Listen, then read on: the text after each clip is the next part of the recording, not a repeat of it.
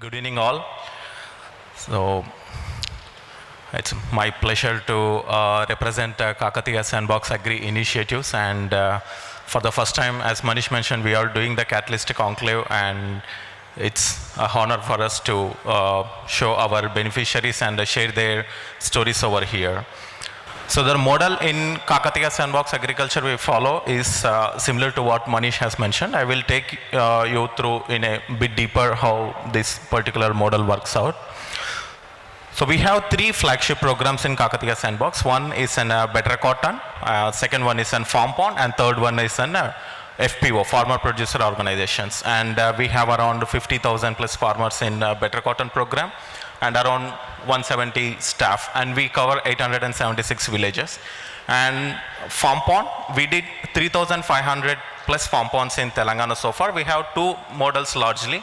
One, a cost sharing one, and the second one is the financial model where bank will support the farmers in getting the loan. So we covered 160 villages in 4 districts.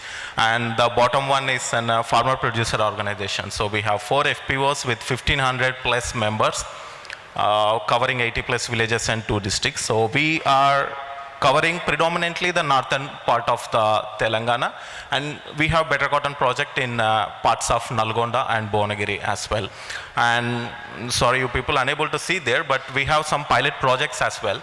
Along with these flagship projects, we do the pilot projects. So Unlock, where we are working on carbon crediting model because of a lot of our initiatives are carbon neutral, and we do a lot of carbon sequestration.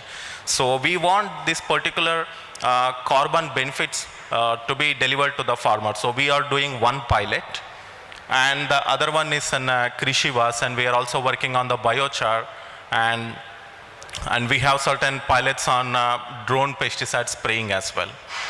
So next please. Yeah, so our approach, how we follow in designing the projects is, we keep the farmer's perspective in designing the project.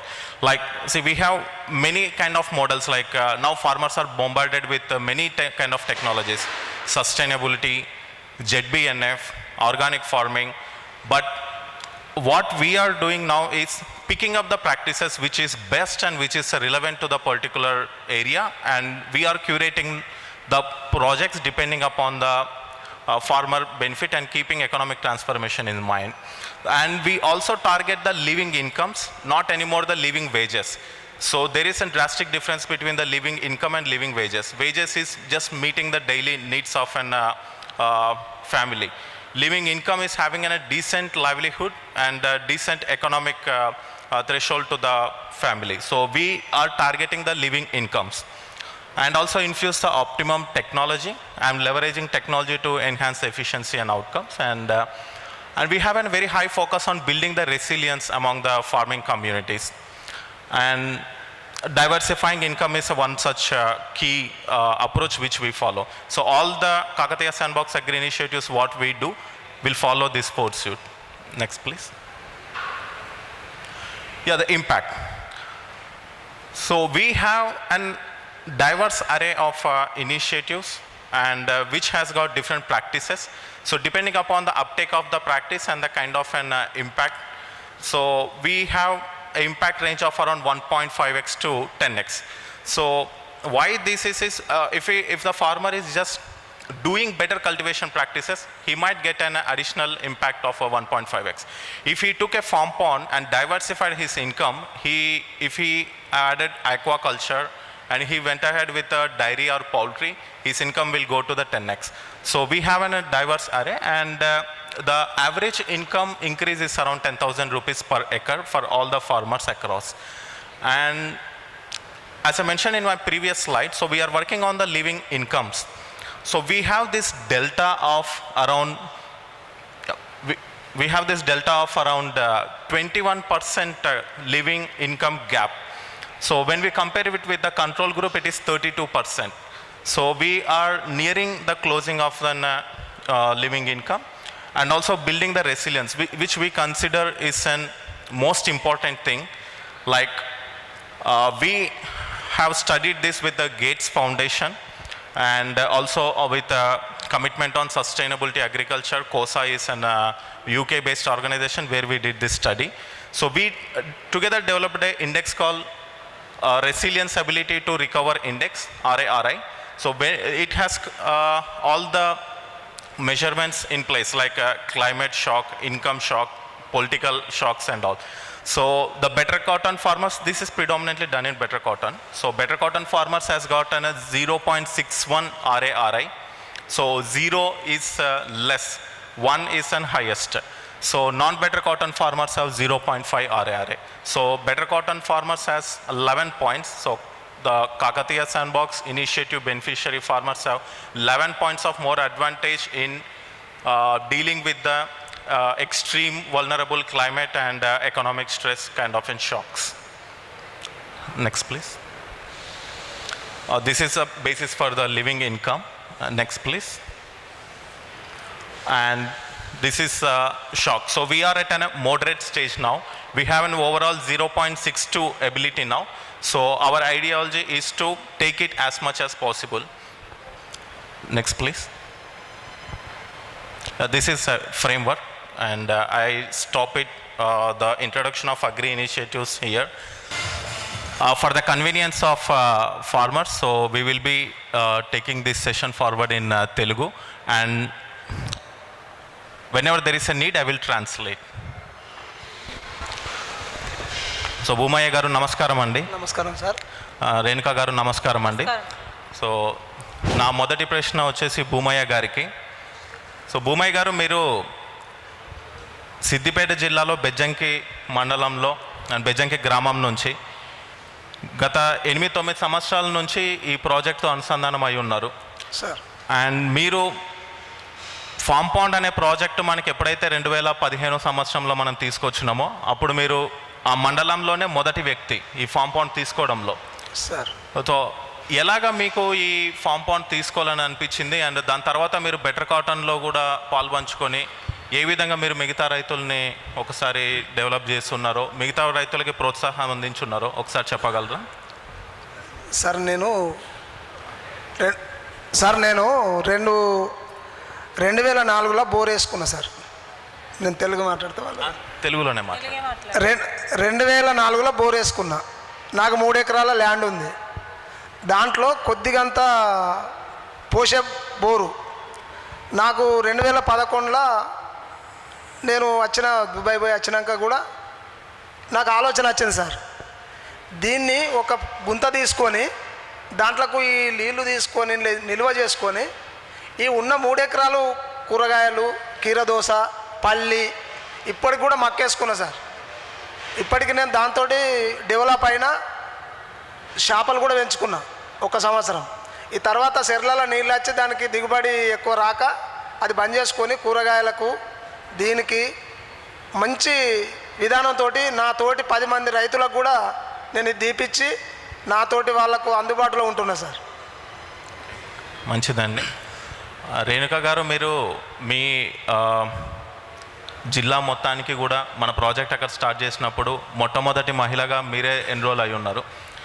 And 9 సంవత్సరాల నుంచి మీరు ఈ ప్రాజెక్ట్స్లో ఉంటున్నారు. And ఒక మహిళగా మీకు ఈ ప్రాజెక్ట్స్లో trainings attend అవ్వడము, దీని తర్వాత మీరు ఏ విధంగా మీరు మిగతా మహిళని ప్రోత్సాహపరిచినారు అండ్ మీకు ఏ విధంగా ఇది ఉపయోగపడిందో ఒకసారి చెప్పగలరు? అంతకుముందు ఎక్కువ ఖర్చులు ఉండేవి, దిగుబడి తక్కువ ఉండేది. ఈ దేశ్ ఫౌండేషన్ స్టార్ట్ అయినాక వీళ్ళు చెప్పే పద్ధతుల ప్రకారం పాటించినప్పటికీ ఖర్చులు తక్కువైనాయి, దిగుబడి ఎక్కువైంది.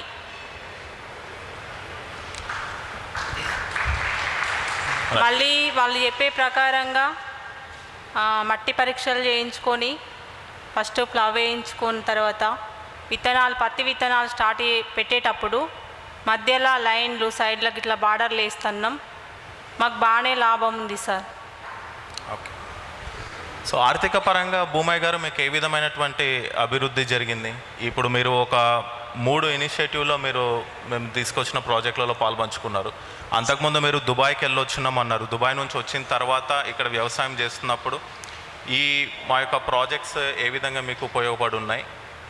సార్, ఈ ప్రాజెక్టుకు స్థాపించిన వారికి నా హృదయపూర్వక వందనాలు సార్. ఎందుకంటే ఈ ప్రాజెక్టు వల్ల నేను ఆ గుంత తీసుకున్న దాంట్లో సార్ అప్పుడు ఒక 1000 రూపాయలు ఇస్తే డీజిల్ పోసి మన సంస్థనే తీపిచ్చింది.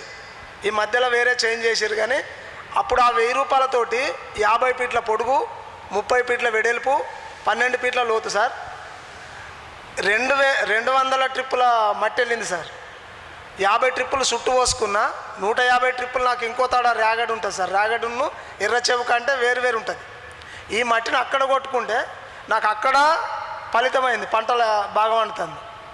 ఇక్కడ కూడా నేను కూరగాయలు ప్రతి ఒక్క పంట పెట్టి ఇప్పటికీ నేను నిల్వ ఉంచుకుంటా సార్. ఒక్క నైటు నడితే దాంట్లో గజం నీళ్ళు ఊరుతాయి సార్. అంటే 4 ఫీట్ల నీళ్ళు బోరు ద్వారా నిల్వ ఉంటాయి. పొద్దున పోయి నేను దేనికి అవసరమో దానికి పెట్టుకుంటా సార్. స్ప్రింక్లర్ ద్వారా 3 ఎకరాలు కవర్ చేస్తాను ఇప్పటికి. ఆర్థిక పరంగా మీకు ఏ విధమైనటువంటి అభివృద్ధి జరిగింది అంతకుముందు దాని తర్వాత? అంతకుముందు అంటే సార్ ఒక్కటే పంట వేసేవాళ్ళం. పత్తి పెట్టినామంటే ఏడాది ఒకటే ఉండేది. ఈ ఫౌండేషన్ తరపున తీసుకున్న దాంట్లో ఈ పత్తి నేను ఎప్పుడైతే డిసెంబర్ వచ్చే వరకు 4 ఖాతాలు కాస్తాయి సార్. అప్పటికి 1 లక్ష వచ్చింది అనుకోరు సార్. మళ్ళీ ఇప్పుడు మక్కు ఎత్తే మళ్ళీ 1 లక్ష రూపాయలు వస్తుంది సార్. ఒక సంవత్సరానికి 2 పంటలు సార్. 2 పంటలతో ఉపయోగపడుతున్నా సార్. 3వ పంటకు కూడా సిద్ధం. ఇప్పుడు ఈ 2 పంటలు అయిపోయే వరకు సార్ ఇంకొక 3 నెలలు అవుతుంది. ఆ 3 నెలల తర్వాత నేను కూరగాయలు పెడితే మళ్ళీ అదొక బెనిఫిట్ సార్. థ్యాంక్స్ అండి. రేణుక గారు మీరు చెప్పగలుగుతారా ఏ విధమైనటువంటి ఆర్థిక సౌలభ్యత అనేది లభించింది ఈ ప్రోగ్రామ్స్ నుంచి? స్ప్రే చేసుడు కూడా బాగా తగ్గింది. దీని నుంచి వీళ్ళు చెప్పే విషయాల నుండి మేము స్ప్రే చేయడం కూడా చాలా తగ్గించినాం. పురుగులకు బుట్టలు ఇస్తుండ్రు. స్ప్రే చేయడానికి కూడా ఇవి అగ్రాశయం చేయడానికి అవన్నీ చెప్పిండ్రు. అట్లానే మేము పాటిస్తున్నాం. రైట్, థ్యాంక్స్ అమ్మా. సరే sir. So we have many such beneficiaries in our project where a lot of life transformation has happened so far. So the impact ranges from either 10,000 rupees per hectare to even like Bhumaiah garu has mentioned, it's multifolded. So for Bhumaiah garu it is around 3x. So such kind of initiatives are life saving for some of the families where they are going for an extra step ahead, investing again in an education and health sector of the families and bringing a radical economic transformation across the northern Telangana. Thank you Bhumaiah garu, thank you Renuka garu. Thank you.